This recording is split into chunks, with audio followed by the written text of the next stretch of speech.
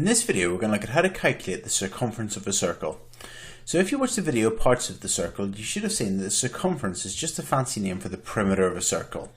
And to find the circumference, it's given by the formula, circumference equals pi times diameter. So this circumference, the whole way around the outside of a circle, is found by multiplying the diameter by pi. So the formula is circumference equals pi times diameter, or sometimes it's written algebraically as just c equals pi d. But also it can be written as c equals 2 pi r, and that just means that if you're given the radius, you double it and then times by pi to get the circumference. So all three of these formulae might be used by your maths teacher. Let's have a look at a typical question. So here we've got a circle and it's got a diameter of 8 centimeters, and we've been asked to calculate the circumference of this circle. So to do that, you're going to first of all start by writing down the formula. So circumference equals pi times diameter. So the circumference is going to equal pi times, well, the diameter is 8, so pi times 8.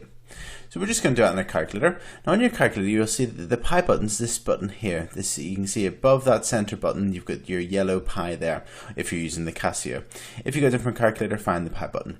So what I would have to do here is I'd press the shift button, then I would press that, and then pi would come up on my display, and then press times 8. So if I press pi times 8 on my calculator, then I get that to be equal to shift pi times 8 equals, I've got 25.1327 so on, and let's just round that to one decimal place, so 25.1, and the circumference is just the perimeter, so it's just measured in centimeters, so 25.1 centimeters to one decimal place. So to find the circumference of a circle, you just do pi times diameter, so pi times 8 in this case, and whenever you do pi times 8 on your calculator, you're going to get 25.1 centimeters to one decimal place.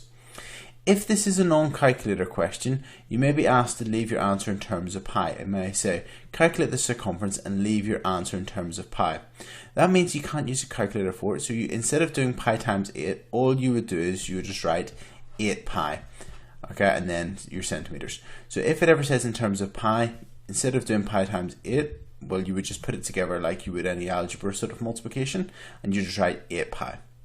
Let's have a look at another question. So here we've got a circle and we have the radius is 7. So the circumference equals pi times diameter. Well, because the radius is 7, the diameter the whole way across would be 14. So we just do pi times 14. And when we do pi times 14 on the calculator, remember press shift and then the button there, that center one, to get pi. So shift pi times 14. Whenever I do that, I get my answer to be 43.9822 and so on.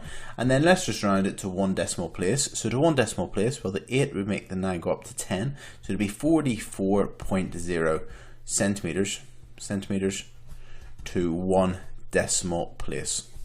Okay, let's have a look at another question. This time we've been given a circle and we've been told that the circumference of the circle is 80 centimeters. So the distance around the outside is 80 centimeters. So we would need to find the diameter, this diameter across the middle.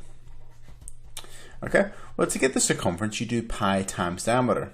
So to get the diameter, instead of timesing by pi, you're going to divide by pi. So the diameter is equal to the circumference divided by pi. Because to get the circumference you times by pi, so to get the diameter you do the opposite, the inverse, which is divide by pi. So the diameter will be equal to the circumference, which is 80 divided by pi. And whenever we do that, well, I just do 80 divided by pi. And whenever I do that on my calculator, I get an answer of 25.464 so on centimeters. And let's just round that to one decimal place. So it's going to be 25.5 centimeters to one decimal place. Okay, so if you want to find the circumference, you do pi times diameter. If you need to find the diameter, you do the circumference divided by pi. Let's just have a look at one last question. So in this question, we've been told the diameter of a wheel is 20 centimeters. So we've got this wheel, we've been told the diameter, so the whole way across through the center, is equal to 20 centimeters. It says if the wheel completes 15 revolutions, how far will it travel in total? Well, let's first of all work out the circumference of the circle, because in one revolution, that's how far the circle will travel in that revolution. So if we do circumference equals pi times diameter, so that's going to be pi times the diameter is 20. And if we do that, pi times 20, we get an answer of 62.83185307 centimeters. So that's the circumference of the circle, but it does 15 complete revolutions, so it's going to do a distance which is 15 times this value. So distance traveled equals 62.83 and so on, and don't round that because you don't want to lose any accuracy, times 15. So we times that by 15, so multiply by 15, I get an answer of 942.477 so on centimeters, which whenever we round it to one decimal place would be 942.5 centimeters to one decimal place.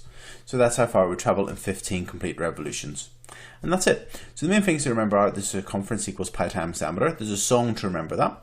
And that's it. And if you ever need to use your pi button, you press shift. If you're using the Casio, this one, you press shift and then the center button there, and you get your pi up. Okay, and that's it.